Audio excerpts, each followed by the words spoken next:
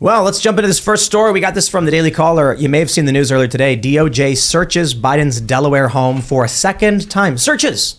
Just a search. Not raid? Not a raid. No, it's only a raid when you're going after your political enemies. Right. Because Joe Biden basically is the DOJ, they're just searching his house. So here's what I want to point out.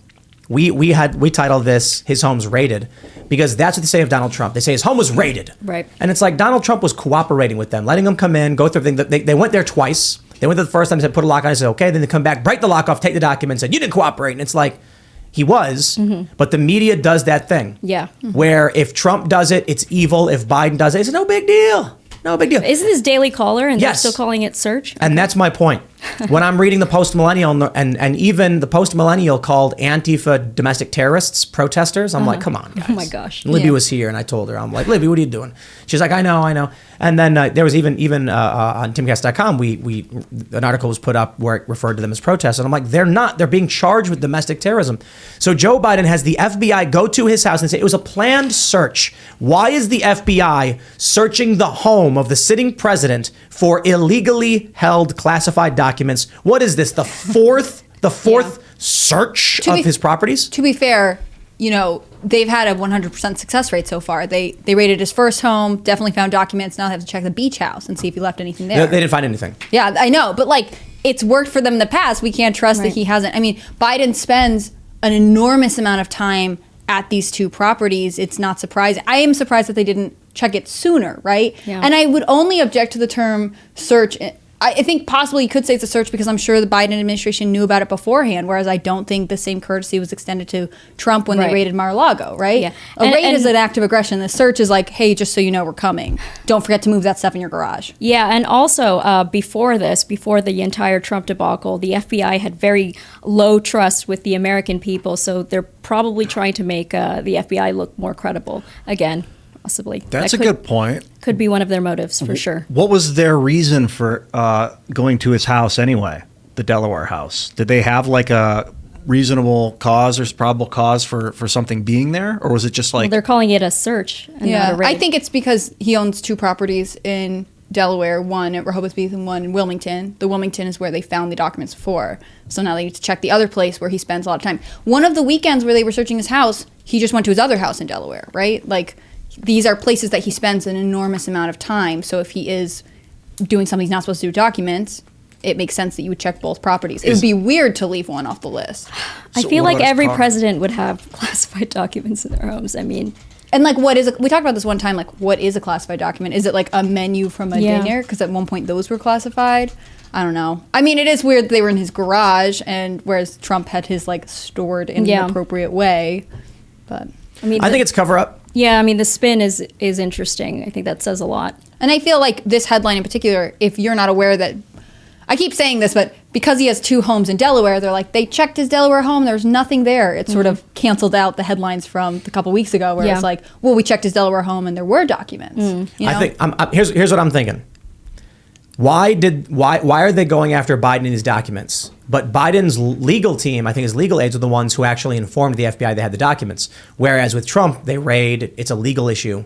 Imagine this, you're Joe Biden and you want to dig up dirt on a political opponent, your principal political opponent, or your Merrick Garland. Basically, Biden says, oh, won't someone rid me of this Trump? And Merrick Garland goes, I know exactly what you're saying. He then goes and says, let's go raid Trump's house. We're going to use the documents, what was the law? What is the National Archives Act or whatever that law is? Record Keepings Act or something.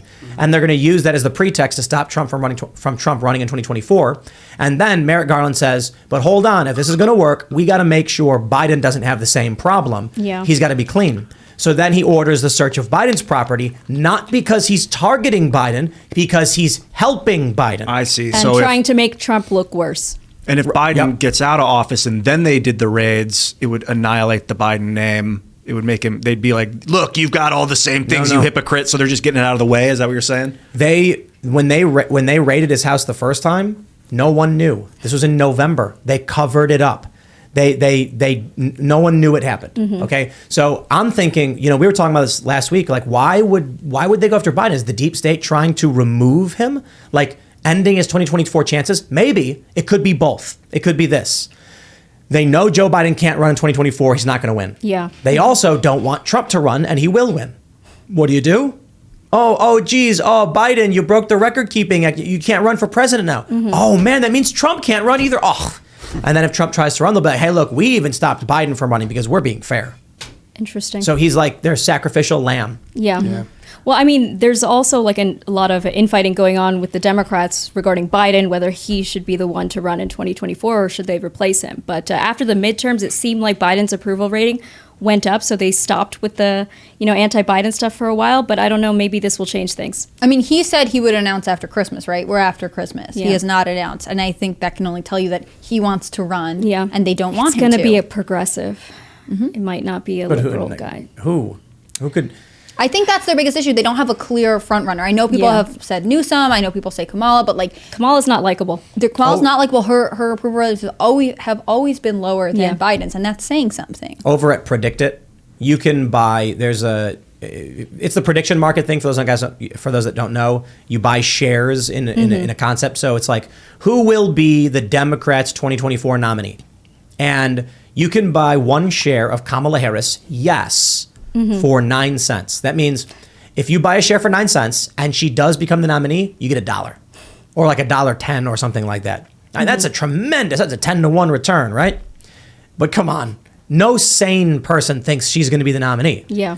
I don't know why people are buying shares in Kamala Harris, but here's the best part. You can buy no, she won't be for 91 cents.